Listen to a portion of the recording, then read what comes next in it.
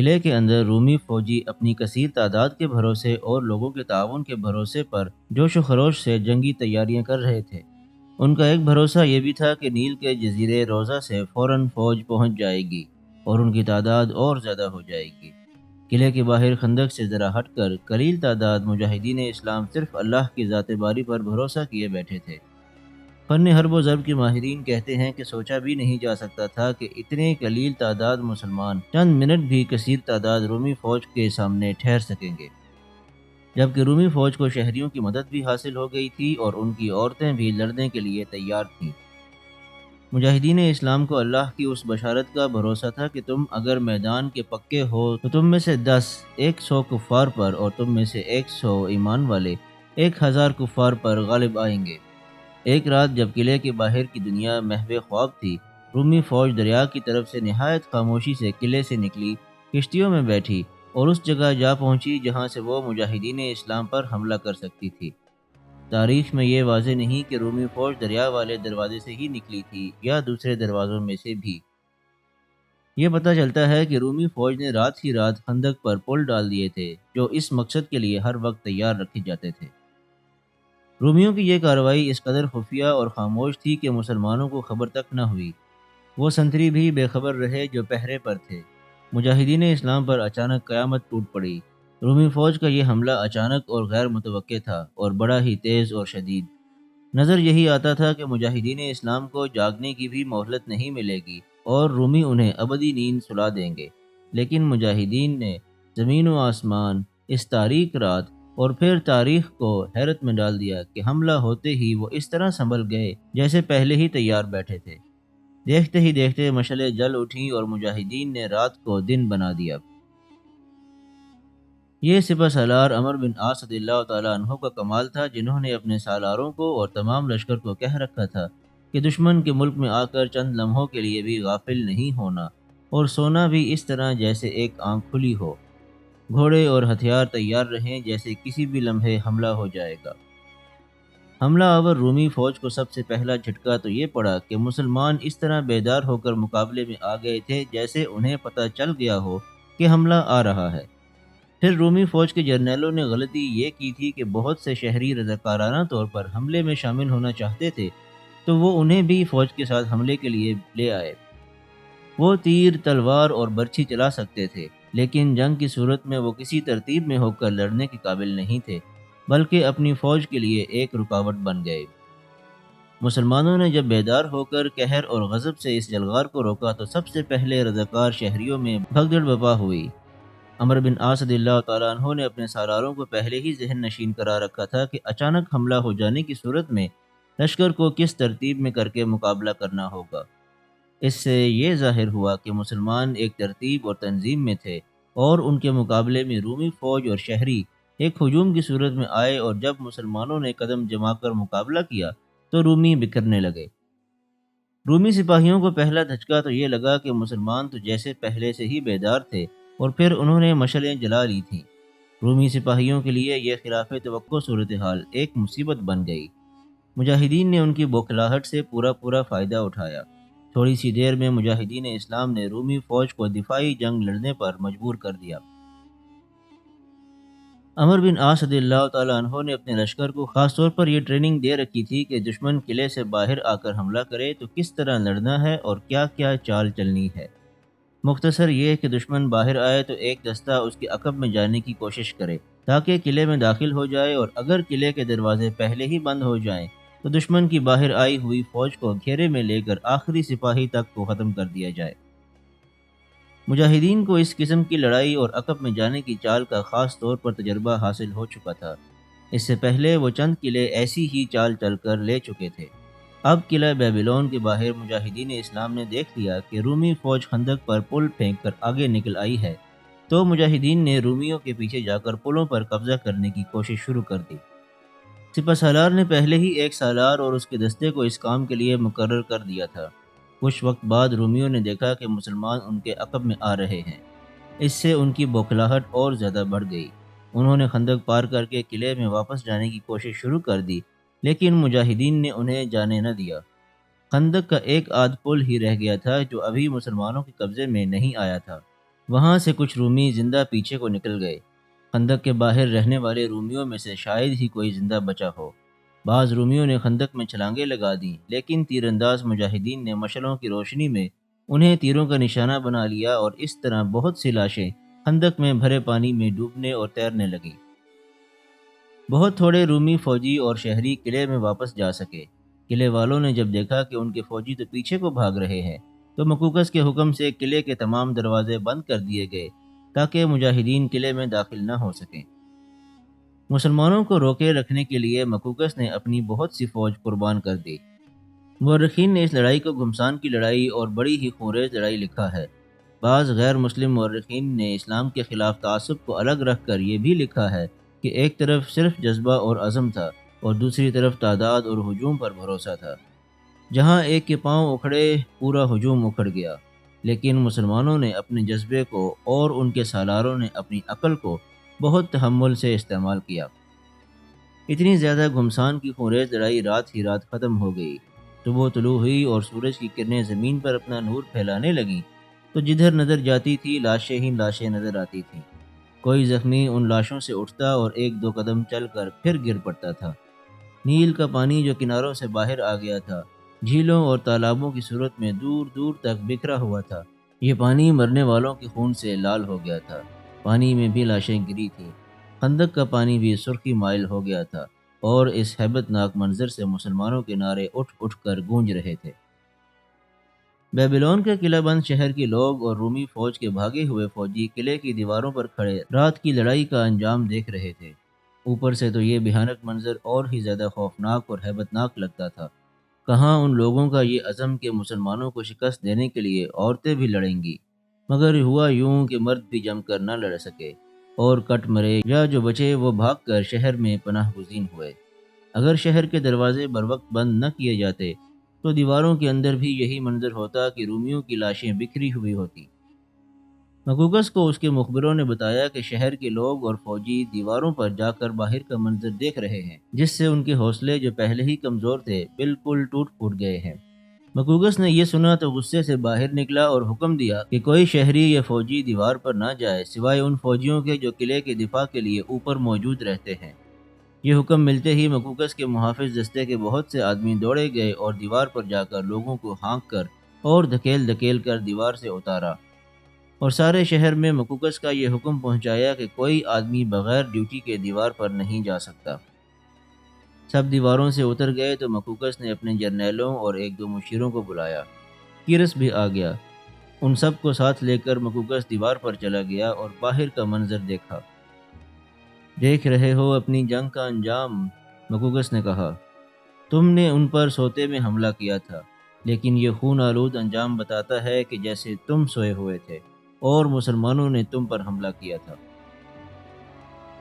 میں جانتا تھا ایسے ہی ہوگا، تم اپنے آپ کو فریب دیتے رہے ہو۔ حقیقت کو دیکھو، ہماری فوج لڑنے کے قابل نہیں رہی۔ ہاں، اگر سکندریہ سے کمک آ جائے تو پھر شاید ہم مسلمانوں کو للکارنے کا خطرہ مول لے سکتے ہیں۔ مکوکس کے ساتھ جو جرنیل اور مشیر تھے وہ خاموشی سے سنتے رہے۔ ان کے پاس کہنے کو کچھ بھی نہ تھا۔ میں اب بھی کہتا ہوں کہ ان سے صلح کر لو، مکوکس نے کہا، لیکن اب ہمیں جزیہ قبول کر کے صلح خریدنی پڑے گی۔ میں جانتا ہوں تم سب نے لوگوں کو اور فوج کو گرمایا تھا کہ میں انہیں مسلمانوں کا غلام بنانا چاہتا ہوں۔ تمہاری بہتری اسی میں ہے کہ اب جاؤ اور لوگوں سے کہو کہ جزیہ قبول کریں اور مسلمانوں کے ساتھ صلح کر لیں۔ مکوکس کا یہ فیصلہ بلا جواز نہیں تھا، اور اس کے جرنیلوں کی خاموشی اور مشیروں کا سر جھکا لینا بھی بے معنی نہیں تھا۔ سب دیوار سے دیکھ رہے تھے کہ باہر ان کی فوج اور شہریوں کی لاشیں ہی نہیں بکھری ہوئیں، بلکہ مجاہدین اسلام کا لشکر خندق سے آگے آ گیا تھا۔ خندق ہی ایک رکاوٹ تھی جو گزشتہ رات مسلمانوں نے رومیوں کے بچھائے ہوئے پلوں سے عبور کر لی تھی۔ خندق قلعے کی دیوار سے بہت دور تھی۔ دیوار اور خندق کے درمیان ہرے بھرے کھیت اور پھلوں کے باغات تھے۔ ان پر اب مجاہدین اسلام کا قبضہ ہو گیا تھا۔ مکوکس بھی جانتا تھا اور اس کے جرنیل بھی جانتے تھے کہ مسلمان جب کسی قلعے پر یلغار کر دیتے ہیں تو قلعہ لے کر ہی دم لیتے ہیں۔ ان سب نے یہی بہتر سمجھا کہ اپنے لوگوں اور فوج کو اس حقیقت سے آگاہ کر دیا جائے کہ مسلمانوں کے ساتھ ان کی شرط پر صلح کر لینے میں ہی اپنی عافیت ہے۔ لوگوں کو ہم قائل کر لیں گے۔ یرس نے مکوکس سے کہا، آپ صلح کے سلسلے میں جو کارروائی کرنا چاہتے ہیں وہ کریں۔ لوگوں اور فوجیوں کو قائل کرنا تو کوئی مسئلہ ہی نہ تھا۔ اس وقت اپنے حملے کا انجام دیکھ کر ان کے حوصلے بری طرح ٹوٹ گئے تھے اور سارے شہر پر خوف و ہراس طاری تھا۔ پہلے جو لوگ نہیں مانتے تھے کہ مسلمانوں میں کوئی پراسرار قوت موجود ہے، اب وہ بھی مان گئے۔ گزشتہ رات سے پہلے وہ اپنے آپ کو قلعے کی دیواروں کے اندر محفوظ سمجھتے تھے، لیکن اب ان دیواروں سے بھی انہیں خوف آنے لگا تھا۔ مکوکس اپنے جرنیلوں اور مشیروں کو اپنے محل میں لے گیا اور سپہ سالار عمر بن عاص رضی اللہ تعالیٰ عنہ کے نام ایک پیغام لکھوایا۔ میں امان اور خیر سگالی چاہتا ہوں، مجھے ملاقات کا ایک موقع دیں۔ میرے 2-4 رفیق ساتھ ہوں گے اور آپ اپنے 2-4 رفیقوں کو ساتھ رکھیں۔ ہم دونوں مل بیٹھ کر صلح سمجھوتے کا کوئی راستہ نکالیں گے۔ ہو سکتا ہے ہم کسی بہتر فیصلے پر پہنچ جائیں۔ پیغام ایک قاصد کو دے کر اسی وقت روانہ کر دیا گیا۔ عمر بن عاص رضی اللہ تعالیٰ عنہ اس وقت قلعے کے ارد گرد گھوم پھر رہے تھے جب مکوکس کا پیغام ان تک پہنچا۔ انہوں نے اپنے تمام سالاروں کو بلایا اور الگ لے جا کر انہیں مکوکس کا پیغام پڑھ کر سنایا۔ پھر ان سے پوچھا کہ وہ کیا مشورہ دیتے ہیں۔ صاف انکار کر دیں۔ سالار زبیر بن العوام رضی اللہ تعالیٰ عنہ نے کہا، آپ کا خیال بالکل صحیح ہے کہ یہ شخص وقت حاصل کرنے کی کوشش میں ہے۔ عمر بن عاص رضی اللہ تعالیٰ عنہ نے دوسرے سالاروں کی طرف دیکھا۔ سب نے زبیر بن العوام رضی اللہ تعالیٰ عنہ کی پرزور تائید کی اور متفقہ طور پر کہا کہ ملاقات نہ کی جائے۔ کیا تم لوگ میری مجبوری نہیں سمجھتے؟ عمر بن عاص رضی اللہ تعالیٰ عنہ نے کہا، کیا تم نہیں جانتے کہ امیر المومنین نے مجھے کیا احکام بھیج رکھے ہیں؟ امیر المومنین کا بڑا ہی واضح حکم ہے کہ مصر کا حاکم ان 3 شرائط میں سے کوئی ایک مان لے تو اس کے ساتھ صلح کر لو، لیکن اپنی شرط پر 100% عمل درآمد کراؤ۔ اب مکوکس نے ہماری ایک شرط مان لی ہے، میں امیر المومنین کے حکم کی خلاف ورزی نہیں کر سکتا۔ اس کے علاوہ یہاں اپنی حالت بھی دیکھ لو کہ ہم کس کیفیت میں مبتلا ہیں۔ ہمارے ارد گرد پانی ہے۔ بے شک ہم نے خندق عبور کر لی ہے، لیکن اس قلعے کو سر کرنا کوئی آسان کام نہیں ہوگا۔ کھیتوں اور باغات میں بھی پانی ہی پانی ہے۔ ہم ابھی کسی دوسرے شہر کی طرف پیش قدمی بھی نہیں کر سکتے۔ ہمیں پانی خشک ہونے کا انتظار کرنا پڑے گا۔ اب دشمن کی کیفیت کا اندازہ کرو۔ اس کے ساتھ ہی دشمن کا ذہن پڑھنے کی کوشش کرو۔ اس وقت رومی فوج کے حوصلے ٹوٹ پھوٹ چکے ہیں۔ ہم نے ان کے جو قیدی پکڑے ہیں، انہوں نے بتایا ہے کہ فوج کے ساتھ شہر کے لوگ بھی حملے میں شامل تھے۔ اس سے ہمیں یہ فائدہ ملا ہے کہ شہر کے لوگوں پر بھی ہمارے مجاہدین کی دھاک بیٹھ گئی ہے، لیکن یہ لوگ قلعے کی پناہ میں بیٹھے ہیں۔ پیشتر اس کے کہ ان کے حوصلے بحال ہو جائیں، ہمیں ان کی یہ شرط قبول کر لینی چاہیے کہ یہ جزیہ ادا کریں گے۔ اگر یہ لوگ سنبھل گئے تو پھر یہ اس شرط سے بھی پھر جائیں گے۔ تمام سالار اپنے سپہ سالار سے متفق ہو گئے اور مکوکس کے پیغام کا جواب یہ دیا گیا کہ وہ باہر آ کر جہاں چاہے ملاقات کرے۔ تاریخ میں یہ واضح نہیں کہ ان کی ملاقات کہاں ہوئی، سوائے اس کے کہ مکوکس اور مجاہدین کے سپہ سالار عمر بن عاص رضی اللہ تعالیٰ عنہ کی ملاقات ہوئی۔ مکوکس کے ساتھ 2 جرنیل اور 2 مشیر تھے اور عمر بن عاص رضی اللہ تعالیٰ عنہ کے ساتھ 3 یا 4 سالار تھے۔ عمر بن عاص رضی اللہ تعالیٰ عنہ نے مکوکس کو کوئی اور بات کرنے کا موقع نہ دیا، سوائے اس کے کہ وہ اطاعت قبول کر لے اور جزیہ ادا کرے۔ مکوکس تو یہی سوچ کر آیا تھا اور یہ اس کا فیصلہ تھا کہ مسلمانوں کی اطاعت قبول کی جانی ہے اور جزیہ ادا کیا جائے گا۔ چنانچہ جو جزیہ طے پایا وہ 2 دینار فی کس تھا۔ یہ صرف بالغ مردوں کو ادا کرنا تھا۔ نابالغ لڑکوں اور لڑکیوں، عورتوں اور بوڑھے مردوں کو جزیے سے مستثنی رکھا گیا۔ مکوکس حیران رہ گیا کہ اتنا تھوڑا جزیہ مقرر کیا گیا ہے۔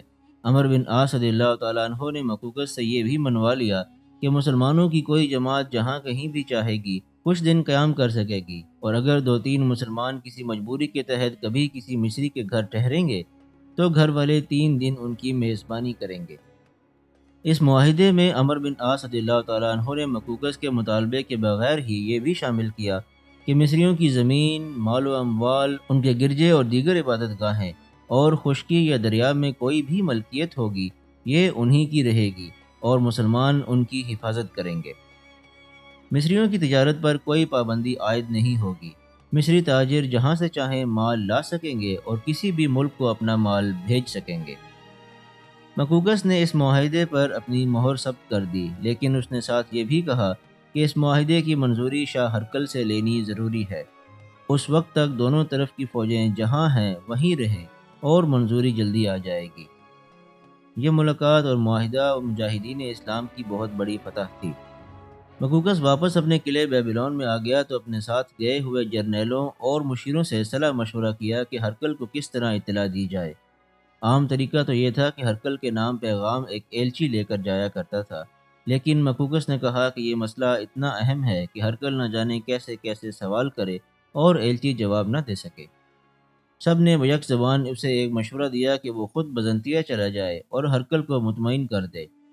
ہرقل کو مکوکس ہی مطمئن کر سکتا تھا۔ مکوکس نیل کے راستے سکندریہ کو روانہ ہو گیا۔ سکندریہ سے اسے بزنطیہ جانا تھا، لیکن مورخ لکھتے ہیں کہ نہ جانے کیا وجہ ہوئی اور اس نے کیا سوچا کہ مکوکس سکندریہ رک گیا اور وہاں صلح کے معاہدے کی پوری تفصیلات لکھ کر ایک ایلچی کو دیں کہ وہ بزنطیہ جائے اور ہرقل کے حوالے کر دے۔ معاہدے کی وہ اصل تحریریں بھی ساتھ بھیج دیں جس پر عمر بن عاص رضی اللہ تعالیٰ عنہ اور مکوکس نے دستخط کر کے اپنی اپنی مہریں لگائی تھیں۔ کچھ دنوں بعد ایلچی بزنطیہ پہنچا۔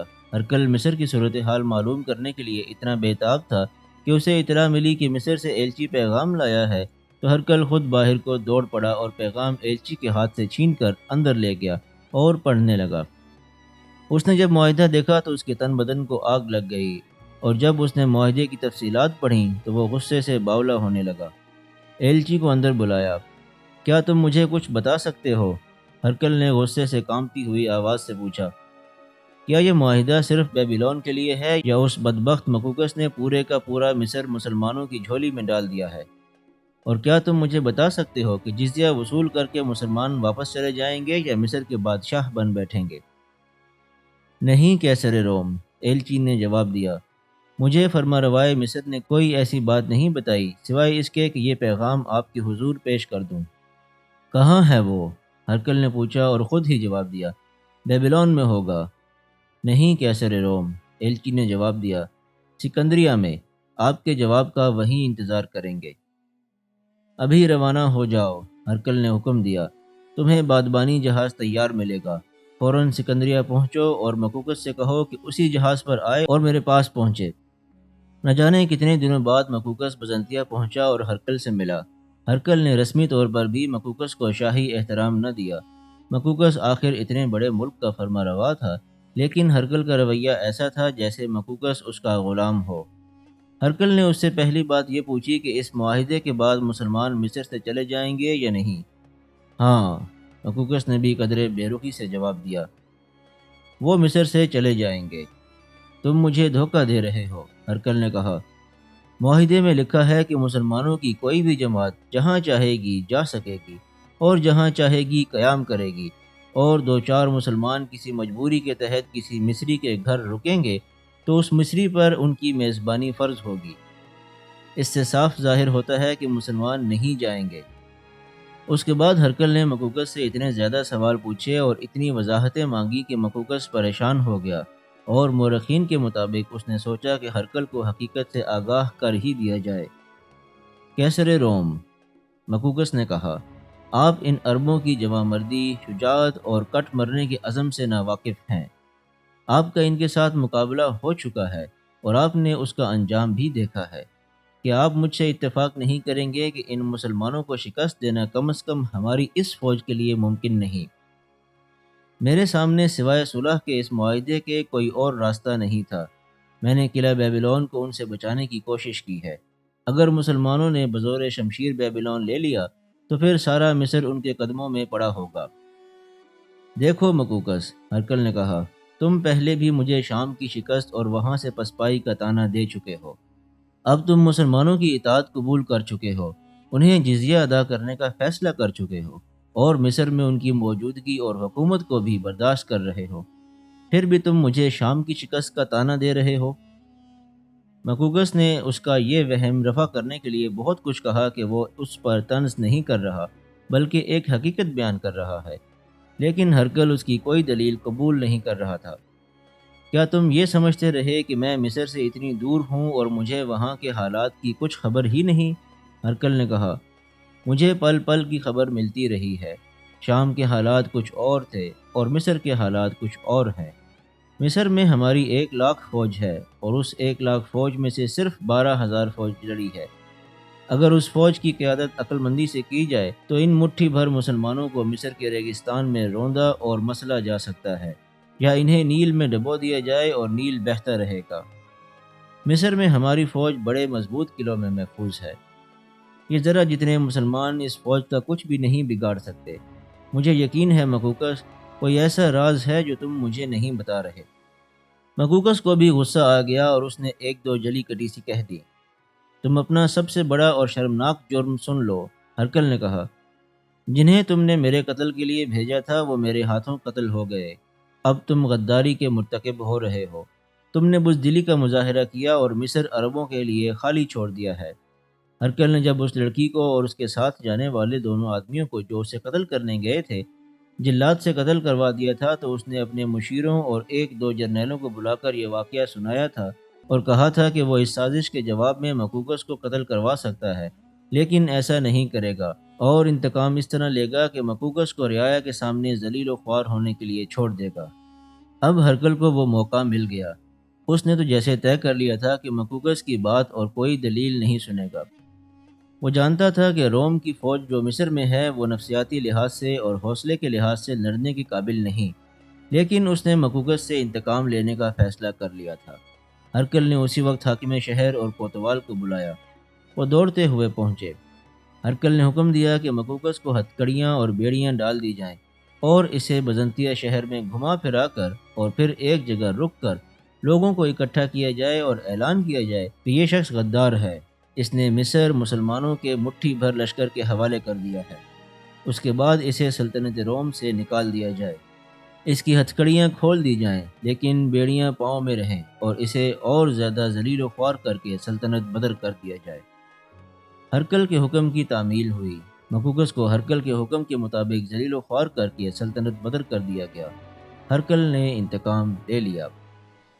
ہرکل نے صلح کا معاہدہ منسوخ کر دیا اور اس کی اطلاع سپہ سالار عمرو بن عاص رضی اللہ تعالیٰ عنہ کو بھیج دی گئی، جو دسمبر 640 عیسوی میں بھیجی گئی تھی۔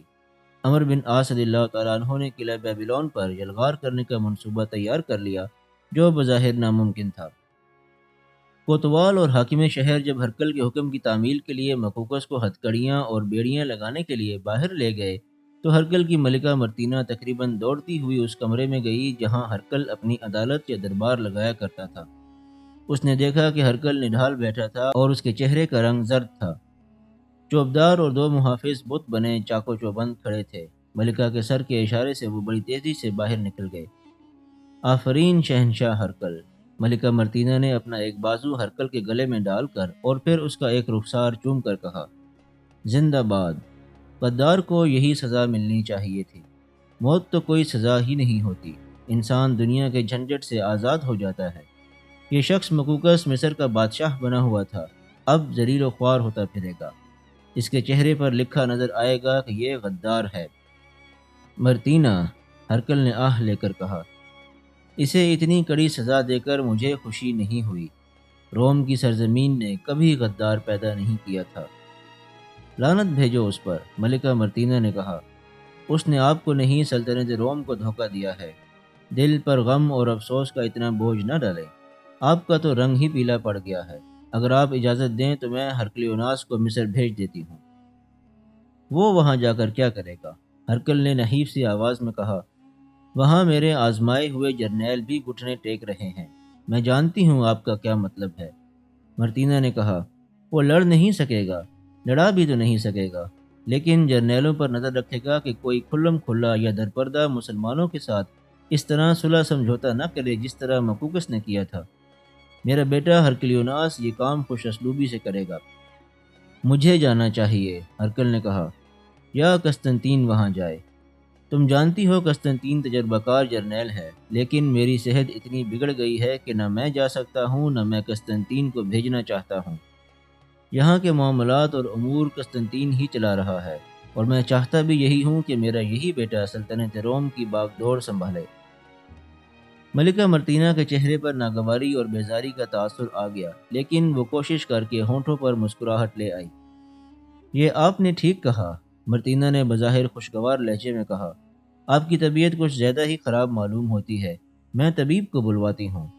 مصر کا غم دل سے اتار دے، وہاں تھیوڈور اور جارج موجود ہیں۔ مرتینہ طبیب کو بلوانے کے لیے باہر چلی گئی۔ ہرکل کی صحت مسلسل اور تیزی سے گرتی جا رہی تھی۔ وہی ہرکل جو عزت و عظمت اور شہنشاہیت کا آفتاب بن کر چمک رہا تھا، اب اس کی عزت و عظمت ننگ و ہزیمت میں بدل گئی تھی۔ کسریٰ ایران کی 1.5-2 لاکھ نفری کی فوج کو گھٹنوں بٹھا دینے والا ہرکل چند ہزار مسلمانوں کے لشکر کے آگے بے بس اور مجبور ہو گیا تھا۔ ان قلیل تعداد مجاہدین نے اسے شام سے بھگایا اور اب مصر بھی اس سے چھین رہے تھے۔ ہرکل بزنطیہ میں حسرت و یاس کا بت بنا بیٹھا تھا۔